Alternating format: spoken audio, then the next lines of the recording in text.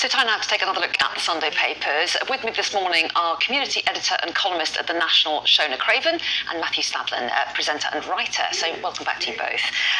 In the last hour we touched on this, but the Sunday Express is also picking up on the 6-month anniversary since the Hamas attacks in Israel.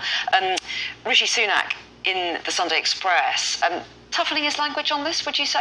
I'm not convinced, and I actually think that the headline is slightly misleading because it says Sunak calls for end to war in Gaza. What he's actually saying is that the children of Gaza need a humanitarian pause, that phrase that we've now become accustomed to since October the 7th, and a reminder that this is the 6-month anniversary. They do say leading to a long-term sustainable yes, ceasefire. Indeed, leading to a long-term sustainable ceasefire. That's the fastest way to get hostages out and aid in. I mean, one of the reasons I personally have never called so far for a complete ceasefire is because I do think Israel has the right to try to get its hostages back militarily, but my personal view is that the way they've gone about it is disproportionate, and I'm seriously worried that they have not obeyed international humanitarian law. But this statement by Sunak, which marks this anniversary, goes hand in hand with Lord Cameron, David Cameron, the Foreign Secretary's piece in today's Sunday Times, in which his rhetoric is also quite tough on Israel and says that support is not unconditional.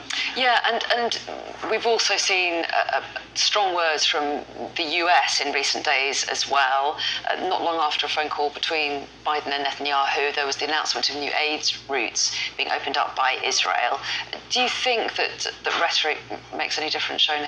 I think for the people on the ground, all that matters is getting this aid in, and the suggestion and what we've seen, that people delivering aid could themselves be killed in the process and new channels have to be created, obviously raises huge questions about whether any amount of donations and efforts will be enough when these people have been fenced in and are being under sustained attack. Yeah. And the problem is here, Anna, is that we're talking about famine, which we would normally think as being created by the climate, by the environment. But this, if it does emerge, if it does become a famine, is a man-made famine. And even where there's sympathy for the way that Israel has conducted this war, destroying so many of the buildings, displacing nearly 2 million people in Gaza, I think there's very little sympathy from the population here in Britain, or indeed from our government, for not enough aid getting in. It's one thing to try and defeat Hamas, it's quite another to starve the population. BDI viewers might spot the Deputy Prime Minister just walking past, about to be interviewed by Trevor Phillips, and no doubt these issues will come up during his show, which starts at 8:30. But don't go away, we've got lots more before that. Take us to, Shona, the Telegraph. There's a story here about these new hate crime laws that have come in, I think it was 1st of April, wasn't it? They came in Scotland. Yes, it was a bit unfortunate that it was April Fool's Day that this came in, and it's interesting actually to see the Telegraph are talking about more than 6,000 complaints since the law took effect on April the 1st, but I note that over in the Mail they're saying almost 8,000, so I'm not sure that we're getting the most accurate figures, but the line that's being taken in the Telegraph is that there'll be a long-term financial impact with the police being flooded with these complaints.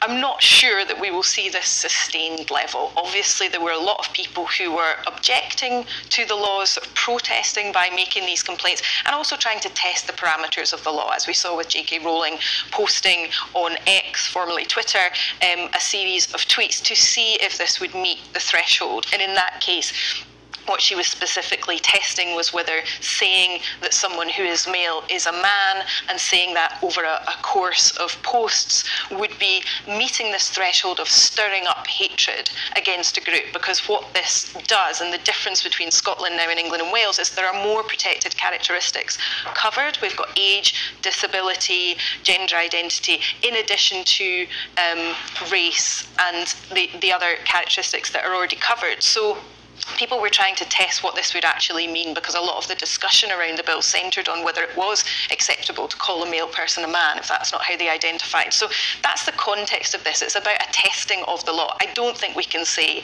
there's going to be 6,000, 8,000 complaints a week indefinitely and the police will be doing nothing else, although April 1st or 2nd would have been a great time to commit almost any other crime because the police were so busy handling all these calls. Yeah, interesting to see how long that stays at that level, as you say. Let's move move on and try and get a few more stories in. Matthew, inside The Observer this morning, a story about scans for prostate cancer. At the moment, I think a prostate cancer scan involves a sort of tripartite effort, so a sort of 3-stage scan. And the idea here is that you don't need all 3 stages to get the same level of accuracy.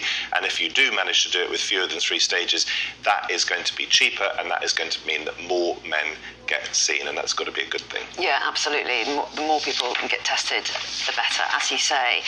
OK, let's move on to this story in The Observer as well. And this is about American anti-abortion groups and what kind of pressure they're putting on in this country. Yeah, I find the timing of this story really interesting because it's referring to a historic vote on abortion later this spring.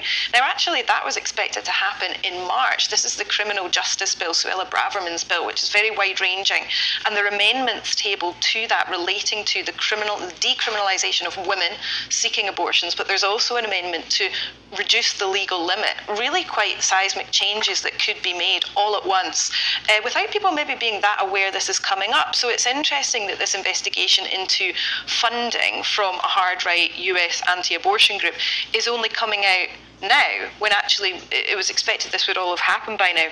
So what's happened is this organisation, the Alliance Defending Freedom, has spent £1 million, and some of that is on writing letters to MPs, trying to influence how they might vote on these amendments. And who knows how much influence that has. This is a vote of conscience, obviously, for each individual MP, so who knows how any of them, there's been polling, but how this is going to go. And just very briefly, I think we should keep a beady eye on this, because we inherit a lot of the politics of America, and we know what's happened to abortion rights in the States. So we've got to pay attention, I think. Yeah, absolutely, and interesting to see whether it does have any influence, as you say, whether, we have a different view in this country to America generally. I suppose there's still time for people to possibly lobby their own MP now that they realise that they're getting this lobbying from one side. They might want to write to their MP if they believe differently, if they believe abortion rights should be defended. Yeah, and generally transparency is being called for about this group. It isn't there because it's sort of unknown where a lot of their money comes from. We're actually out of time, but Matthew Shona, really lovely to have your company this morning, taking us through the Sunday papers. We do appreciate it. Come back soon. In the meantime, let me just remind you that we've got all the main stories coming up after the break. See you in a moment.